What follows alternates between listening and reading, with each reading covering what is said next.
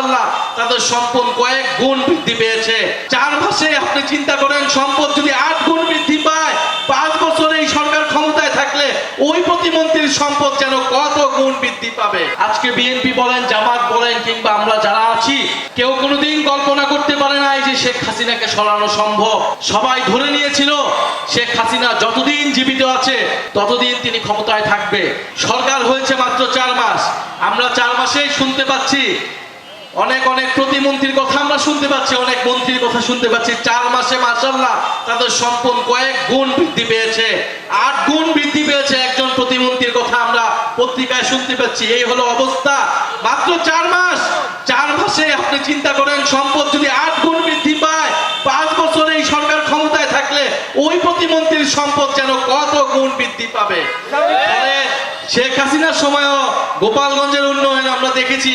এখন আমরা বিএনপি সরকারের সময় বগুড়ার শিবগঞ্জে নাকি সব টাকা ঢুকতেছে, উন্নয়ন সব সেখানেই হবে, আর বাংলাদেশের কোনো জেলা উন্নয়ন পাবে না। এটা তো আমাদের গণ অভ্যুত্থানের স্পিরিট ছিল না। আমাদের গণ অভ্যুত্থানের স্পিরিট ছিল বৈষম্যহীন বাংলাদেশ, লুটপাটহীন বাংলাদেশ, দুর্নীতিমুক্ত বাংলাদেশ। এই টাঙ্গাইল মাওলানা ভাসানীর স্মৃতি বিজড়িত এলাকা। মাওলানা ভাসানী শ্রমিকের জন্য রাজনীতি করতেন, কৃষকের জন্য রাজনীতি করতেন, সাধারণ মানুষের জন্য রাজনীতি করতেন। আমরা এনসিপি সাধারণ মানুষের কথা বলতে চাই। আপনারা যারা আছেন, আমাদের অভিভাবক হিসেবে আছেন, আমাদের ভাই, আমাদের মা বোনেরা আছেন, আমাদেরকে সহযোগিতা করবেন এবং জুলাই সনদ বাস্তবায়ন সহ আমাদের সার্জিস আলম যেগুলো বললেন, সীমান্তের সুরক্ষা, কর্মসংস্থান সৃষ্টি এবং ঘরে ঘরে যাতে বিদ্যুতের সরবরাহ থাকে, আমাদের কৃষকেরা যাতে বিদ্যুৎ পায়, শিল্প কারখানা বাজারগুলোতে যাতে বিদ্যুৎ থাকে, আমাদের দ্রব্যমূল্য যাতে মানুষের হাতের নাগালে থাকে, আমরা যাতে এই সকল বিষয়, 5টি বিষয় যাতে নিশ্চিত করতে পারি, সেটার জন্য কাজ করছি। বাংলাদেশে 70% মানুষ এই হ্যাঁ পক্ষে ভোট দিয়েছে, আর সরকার যারা গঠিত হয়েছে তারা মাত্র 40 থেকে 50% ভোট পেয়ে সরকার গঠন করেছে।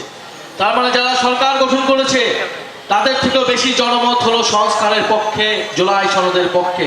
কিন্তু আমরা দেখতে পেলাম ন্যাক্কারজনকভাবে এই বিএনপির সরকার গঠিত হওয়ার পর ক্ষমতায় একবার বসতে পেরে জনগণের এই স্বীকৃতিকে, এই গণভোটকে অস্বীকার করা শুরু করেছে। তারা এখন পর্যন্ত গণভোট রায় বাস্তবায়ন করে নাই, সংস্কার বাস্তবায়ন করে নাই। যদি সংস্কার বাস্তবায়ন না হয় দেশে কোনো পরিবর্তন হবে না। আপনাদের হয়তো অনেকের মনে হতে পারে এই সংস্কার বুঝি আর কোনোভাবেই হবে না, জুলাই গণ অভ্যুত্থান বুঝি ব্যর্থ হয়ে গেল। আমাদের ভিতরে সে হতাশা আছে, আমরা জানি। কিন্তু আপনি একবার চিন্তা করুন সেই জুলাই গণ অভ্যুত্থানের কথা। আজকে বিএনপি বলেন, জামাত বলেন, কিংবা আমরা যারা আছি, কেউ কোনোদিন কল্পনা করতে পারে নাই যে শেখ হাসিনাকে সরানো সম্ভব। সবাই ধরে নিয়েছিল শেখ হাসিনা যতদিন জীবিত আছে ততদিন তিনি ক্ষমতায় থাকবে, কিন্তু তাকে ক্ষমতা থেকে হটানো সম্ভব হয়েছিল। কেন সম্ভব হয়েছিল? আপনাদের অংশগ্রহণে, সাধারণ ছাত্রছাত্রীদের অংশগ্রহণে।